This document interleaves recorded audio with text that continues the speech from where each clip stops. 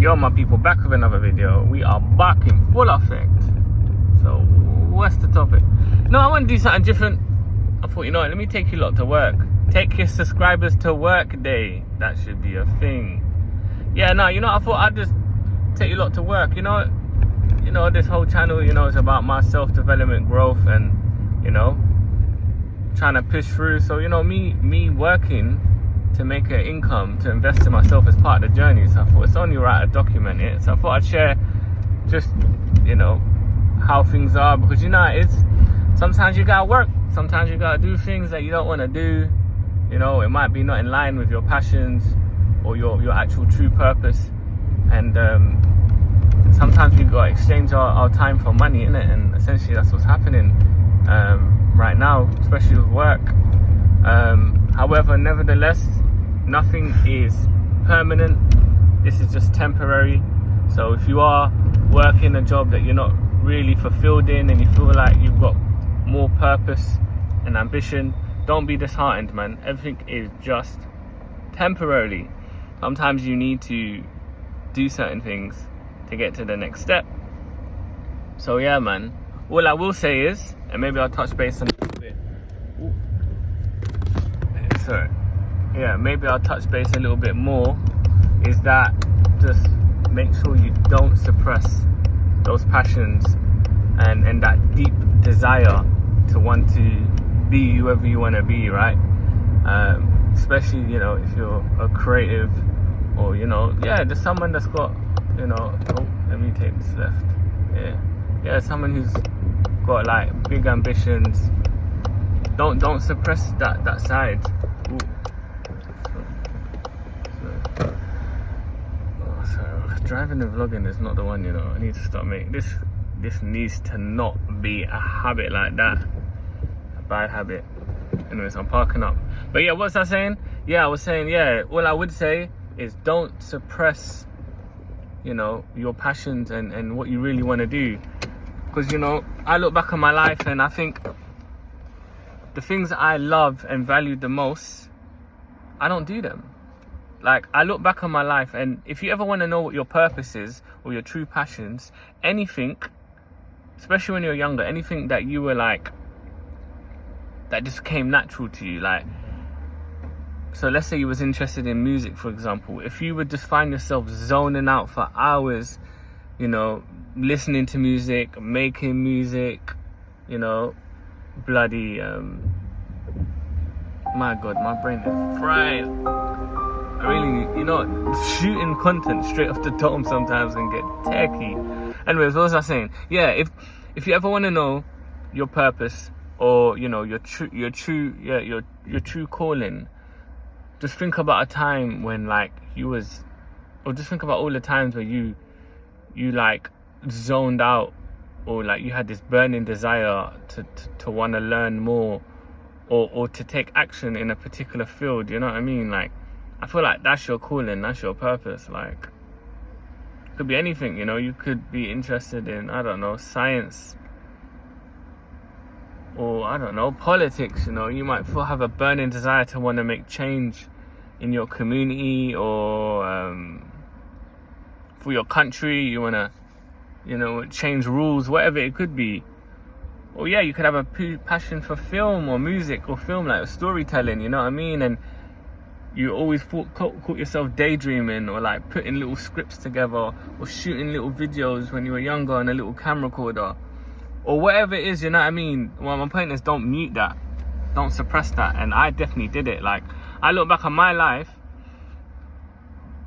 and I was like naturally a creative. Like, naturally creative. I used to make beats when I was younger. Yeah, I was a young Timberland back in the day when I was a kid. I remember I made beats in my youth club. I remember I made a instrumental for like a well, yeah, a neighborhood, a group of collectives of young people from a certain area, and that they would rap on. I did that. I remember like being exposed to like Photoshop in school back in the day, and I loved it. You know, we made like little posters.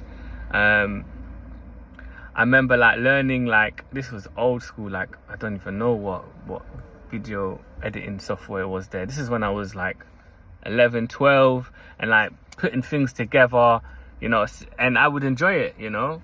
And it was, you know, I enjoyed the whole concept of like telling a story, you know, or like, yeah, like putting 2 pieces and 3 pieces together to communicate a message or a visual, whatever. Like, I loved it. Like, I would literally get zoned into that. I remember getting my first camera and spending hours on YouTube learning how to, you know, about how the camera function works, about like photography, you know, like if it was like the different apertures or like the different different ways, you know, foreground, background, different ways on how you can like shoot images and all of that stuff. So I remember like I was super excited about that. Then I was learning like video editing, nothing crazy, nothing like Photoshop or After Effects, but like I self-taught myself like Final Cut Pro. Obviously it's nowhere near as crazy of like After Effects or all those other massive software companies editing platforms. However, like nevertheless, I would spend hours just having fun, like making videos, like chopping them up, editing them, adding video effects, doing little transitions. Like I loved it. Like I remember once I was editing a video, mate, I must have been up 8 hours, 9 hours non-stop, because I was on YouTube trying to learn how to do certain transition effects, and then I would implement it in the footage that I shot early on that day. But mate, like literally, I remember I stopped and it was like 3-4 a.m. in the morning, but like time just didn't exist. Like I was fully in the flow state. And that's another thing, like that's what they say, like find where you're in your flow state, where you like where time, like you lose, you know, you lose the concept of time. Like you literally zoning out, you're so embedded, so interested, so passionate about this thing that you're doing. I think that's definitely a core signal of your passion and what you love. And yeah, to say that why I'm sharing that with you lot is because when I look back now in my career for like being into sales, because predominantly I've just been like cold calling, for like none of those were in line with the things that I really love to do. And then now if you think about it, we're kind of doing a full circle now at my grown age. Like I'm kind of like being in tune with that creative side that I suppressed for so long. So to say that, yo, like don't suppress it, man, because eventually it will creep up on you and you end up being in a career or doing something that you don't really like based on obviously money, especially if you grow up in a certain area where or a home where you don't have it. You're conditioned to put that as a priority, and I get it, you know what I mean? But then we create this kind of survival mindset, right? And we put that in ahead of us. So yeah, man, it's a weird debate, innit? But what I will say is definitely like if we do something we love and we're passionate about, the money and everything will come automatically. I personally believe. So that was one thing. I consciously am making sure that I do the things I love, you know, and being creative and just implementing creativity is something I love, and I'm not suppressing it no more, and that is so sick. Let's see, can you look, see that plane? There's like 2 planes. But anyways, let's go in the shop. Let's see if these customers will be nice. Not customers, would these shops be nice? Because they're not that nice in Manchester, you know, I'll be real.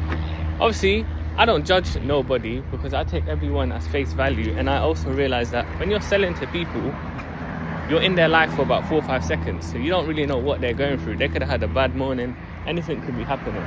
So I wouldn't take it personal, but sometimes it can be rude, and you just got to see the innocence in people.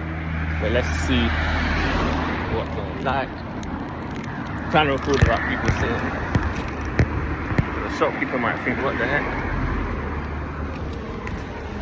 Let's see. Government, you know how much agriculture, some land, some families 30,000 acres. 30,000 acres gift. Some families 100,000 acres gifts. Mm. Some family had 2,000 acre gifts. Wow, it's a lot. You know, he's not good. Mm. You know, family.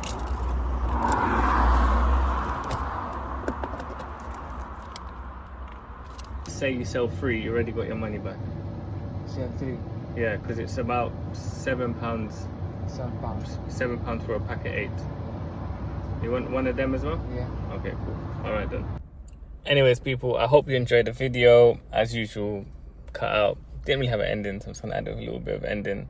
So yeah, if you like the video, you got some value, like and comment. Remember, consistency bracelets are in the bio. Add Zaxa for 20% off.